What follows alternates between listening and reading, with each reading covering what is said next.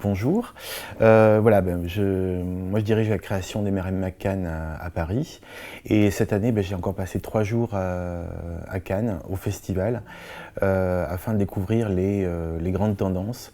Alors paradoxalement je m'intéresse très peu au prix film ou presse.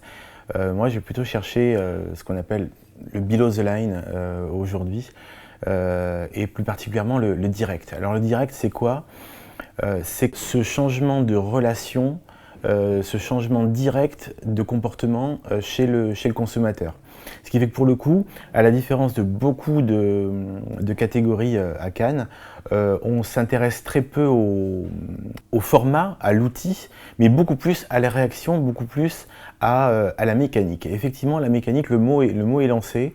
Les créatifs aujourd'hui, quand on travaille sur du direct, quand on adresse cette catégorie-là, doivent réfléchir d'abord à une mécanique, réfléchir d'abord à une interaction avec le consommateur, avec la cible, qui soit véritablement créative et innovante. Alors j'ai noté 4 grandes tendances aujourd'hui dans le direct et dans ce festival. Alors, après chacun est libre de faire son propre choix, son propre bilan, mais pour ma part j'en ai noté 4. La première c'est celle, ce que j'ai appelé des objets à valeur ajoutée. Et ce qui est intéressant dans cette première catégorie, c'est d'aller chercher, d'aller créer, d'aller proposer des objets qui dépassent le cadre habituel de leur fonction. La première, c'est le travail d'une agence française, c'est ce qu'on appelle les Snack Holidays, c'est pour Transavia.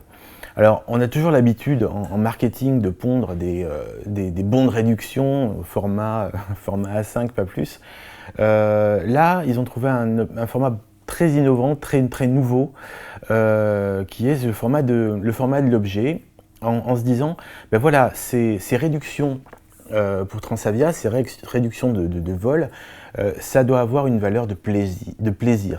On doit pouvoir se faire plaisir en profitant de Transavia. Et ils n'ont pas imprimé des coupons, mais ils ont fabriqué des snacks, c'est-à-dire des boissons, des chips, des petits trucs à grignoter, qui avaient la valeur des prix les plus bas de la compagnie. Et ainsi, le consommateur n'achetait plus d'une part son billet en agence de voyage ou sur internet, mais directement dans les supermarchés, directement dans les épiceries, ce qui fait que la compagnie s'est ouvert un autre canal de distribution. Mais en plus, au-delà de s'acheter un billet d'avion, on repartait avec une boisson, avec une chips, avec quelque chose à grignoter. On mangeait et ensuite on n'avait plus qu'à réserver son billet sans rien payer de plus. Donc il y a une vraie innovation là-dedans, un vrai changement de comportement. Ça passe aussi par le canal de distribution. La deuxième qui me paraissait intéressante, c'est encore un coup de génie de Nivea avec une campagne qui s'appelle les Nivea Dolls. Ils se sont aperçus que donc, sur la plage, les enfants ne faisaient pas attention au soleil, les parents pas tellement, et on a voulu faire de la pédagogie autour de ça. Et ce qu'a proposé la marque, c'est d'offrir aux enfants des petites poupées en plastique. Alors, petites poupées en plastique, rien de très nouveau dans tout ça, sauf que les poupées sont photosensibles. Et quand elles sont exposées de manière un peu longue au soleil, les poupées, elles prennent des coups de soleil, elles prennent des rougeurs. Ça interroge les enfants parce que le jouet lui-même est abîmé, le jouet lui-même est atteint. Du coup, ça crée une discussion. Donc c'est ça qui est intéressant, c'est le mot discussion. Ça crée une discussion entre eux et les parents autour de cette rougeur, et du coup, ça déclenche l'utilisation du produit. Donc c'est un jouet. C'est quelque chose d'assez fun, mais qui adresse véritablement le problème et crée un changement de comportement. On s'aperçoit aujourd'hui que les marques et les médias ont besoin de recréer de l'intérêt pour ce qu'ils sont, pour ce qu'ils offrent. Et la première, c'est celle d'Intermarché, qui est un distributeur donc, et qui justement a fait évoluer une marque. Alors pas une marque connue, mais une marque véritablement de distributeur. Ils auraient pu signer ça, Intermarché, et finalement ils ont préféré transformer la marque en bénéfice. Comment? Par un moyen très simple. Ils ont proposé les jus d'orange les plus frais du moment. Et ils ont appelé justement leur jus d'orange par le nom du bénéfice. Et qu'est-ce qu'on cherche avant tout quand on cherche un jus d'orange? C'est la fraîcheur. Et ainsi, on ne s'est pas appelé jus d'orange Intermarché, mais on s'est appelé 7h36, 8h36, 9h moins le quart, etc., etc. Et on a ainsi appelé le jus par sa date et son heure de presse. Ce qui fait que quand vous arrivez en rayon, vous n'achetez pas n'importe quelle marque, vous achetez le jus d'orange le plus frais. Et ça élimine complètement du scope toutes les autres marques et leur discours publicitaire. Je trouvais ça assez brillant. Donc c'est signé d'une agence française. Deuxième point, mutation, non pas d'une marque, mais d'un média, Canal+. Canal+, qui est donc effectivement le roi de l'entertainment en France, qui est allé chercher le moment où limite on se fait chier sur Canal+, c'est au moment où on s'abonne à Canal+, c'est-à-dire à travers le formulaire d'abonnement en ligne. Et ce qu'on a trouvé intéressant dans ce cas, c'est que ils sont allés chercher leurs deux meilleures vendeuses, qui sont Catherine et Liliane, et ils les ont transformées en animatrices du formulaire d'abonnement sur Canal+. Et tout d'un coup, on s'aperçoit que l'expérience client, l'expérience promise d'entertainment et de divertissement par Canal+, il commence dès l'abonnement. Et c'est ça qui était véritablement intéressant dans ce cas-là, c'est-à-dire capturer, et je pense que chaque marque devrait le faire, capturer les petites zones d'ennui, comme ça, qui ne sont pas adressées aujourd'hui par la création, par la pub, par le marketing, capturer ces zones d'ennui et en faire de nouvelles zones de créativité. Placer l'auditoire en acteur de la création. C'est inverser finalement les rôles. Pas placer l'auditoire en simple spectateur, mais en acteur. Et c'était une démonstration brillante qui a été faite par une association qui s'appelle Champions for Life, qui milite pour les valeurs du sport, notamment en Espagne, et qui est allé chercher les premiers spectateurs des matchs de foot en Espagne, que sont les enfants. Vous vous souvenez tous les gestes particuliers que font les sportifs à chaque fois qu'ils marquent un but. Là, ils ont demandé directement aux enfants de créer ces gestes-là, de poster ces gestes-là, ainsi les plus grandes stars du foot espagnol, au moment de marquer un but, reproduisent les gestes des enfants, et ainsi, je dirais, renvoient la balle à leurs spectateurs. Donc il y a véritablement quelque chose de très direct. On implique les gens dans la création, c'est un véritable acte de co-création avec la marque. La deuxième idée, la deuxième campagne, c'était Hologram for Freedom, c'est toujours en Espagne, qui cette fois-ci, pour lutter contre une loi jugée liberticide qui interdisait les manifestations dans les lieux publics et les grandes institutions, a proposé à des manifestants, non pas de manifester réellement, puisque c'était véritablement interdit, mais de contourner la loi, de continuer à faire cette manifestation, mais cette fois-ci sous la forme d'hologrammes.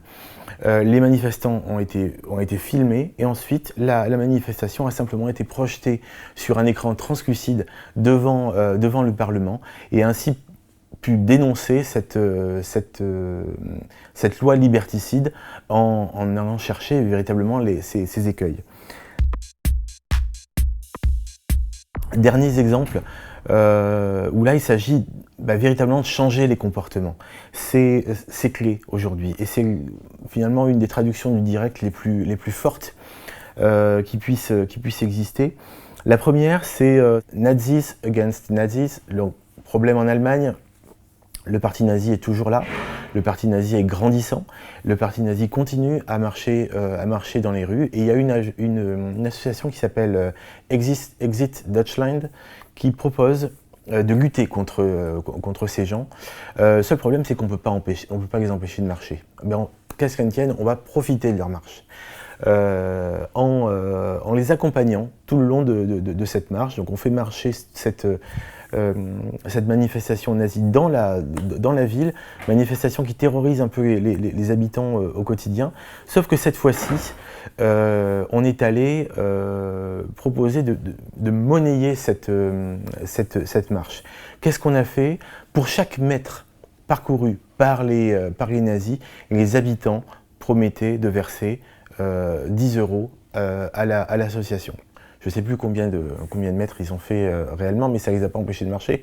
Toujours est-il que là, les habitants ont reversé quelque chose comme 10 000 € à l'association, et ainsi a retourné le phénomène nazi contre eux. Les fachos ont marché contre eux, et c'était assez formidable de voir cette opération et surtout son efficacité.